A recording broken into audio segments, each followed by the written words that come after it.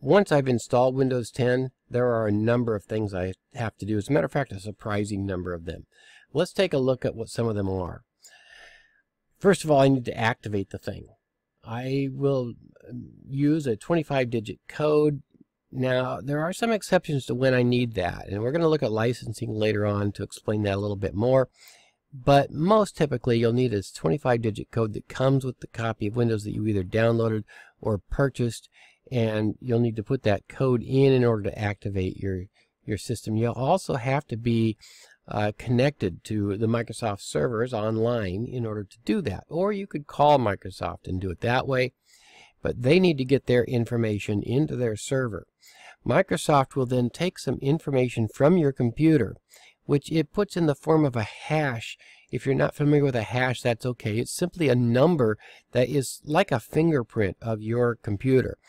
And then it puts that number in and the license information and activation code from your copy of Windows, so that it knows that this computer is tied to this particular installation.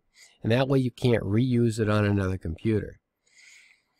We'll talk, as I said, about licenses and activation a little bit more later on. The next task you need to do is install any missing drivers. You'll go typically to the device manager, which is, you can get to this way, devmgmt.msc.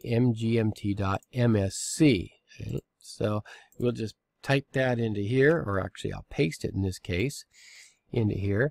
That'll take us to the device manager.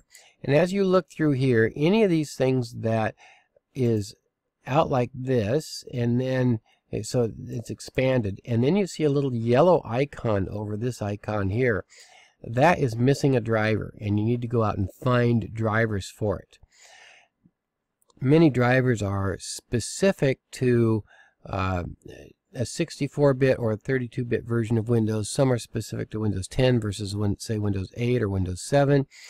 And so sometimes there's a real trick to learning how to find drivers, and I have several suggestions on how to do it, but I'm not going to take the time here in the lecture to do it, but I may do a supplement or have an extra section at the end on how to find drivers. Next is the network setup. So if you've got your network drivers in place, you've got to plug the machine in or set up your Wi-Fi, put in your passwords and all that stuff that you need in order to set up your network. There are a couple of different kinds of networks.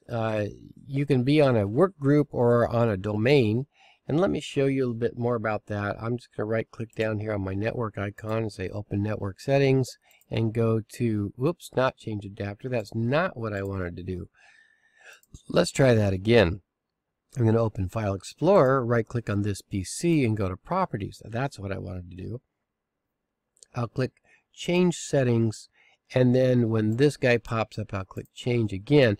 And now you can see I can either be on a work group or a domain. Right now I'm on my home machine. I'm on a work group, and the work group's name is Work Group. So I have 5 or 6 machines here at home. All of them are on the same work group, and they can all talk to each other as long as I allow them to do so. Or if I'm in a corporate situation where I have a server that is overseeing my my computer, then I would be on a domain, and I would have to join that domain in order to get on that that network. Let's close some of these guys up again. So I need to make sure all my networking is set up. By the way, I put this here. If you're not happy with the current setup, you can use the System Properties applet to change it, and this is the way you get to it. Or you can just type this in, and that's going to take you to that same place I was just at, right here, where you can click Change and then set that up. So I just showed you a different way to get there. Home groups is an old system that made a home network look a little bit more like a domain. It was kind of a hybrid. Those are now gone. Windows 10 is capable of being on a home group, but you can't set one up or join it directly from Windows 10. So if you upgraded, that home group would still be there. All right, I'm going to cut this one off now and talk about some of these other items in the next video.